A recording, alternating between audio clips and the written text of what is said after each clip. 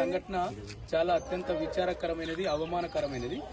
70 ఏళ్ల తర్వాత కూడా ఇంకా దళితుల్ని, ఎస్సీలను మనుషులుగా చూడ నిరాకరించకుండా, గుళ్ళోకి రానియకుండా అడ్డుకోవడం ఇది చాలా విచారకరం. గతంలో సైతం తిమ్మాపూర్లో కూడా అట్టే జరిగింది. దానికి వ్యతిరేకంగా తిమ్మాపూర్ గ్రామస్తులంతా ఒక్కటిగా ఉండి కొట్లాడి వాళ్ళకు న్యాయం చేసుకున్నారు. మీరందరూ ఐక్యంగా ఉండండి. పోలీసులు ఎంక్వైరీకి వస్తారు. పోలీస్ స్టేషన్ ఆల్రెడీ కేసు అయింది, ఎఫ్ఐఆర్ అవుతుంది. కాబట్టి మీరందరూ ఒక్కటిగా ఉండి ఈ వివక్షకు వ్యతిరేకంగా, ఈ అన్యాయానికి వ్యతిరేకంగా అందరూ ఉండాలి. ఒక నితిన్ కేసు పెట్టిందంటే కాదు, నితిన్ అంటే అందరూ ఉండాలి. ఎవరైనా మీకు మీ పైన దాడికి వస్తే మీరు అందరూ ప్రతిఘటించాలి. 100కి ఫోన్ చేయాలి, 100కి ఫోన్ చేయాలి, పోలీసులకు ఫోన్ చేయాలి. ఇదంతా మీరు జాగ్రత్త ఉండండి. ఇప్పుడు మంచిగా పండుగ చేసుకోండి. పండుగ చేసుకున్న తర్వాత మనము రేపు లేదు ఎల్లుండి 2 రోజుల తర్వాత మళ్ళీ మేము గ్రామానికి వస్తాము.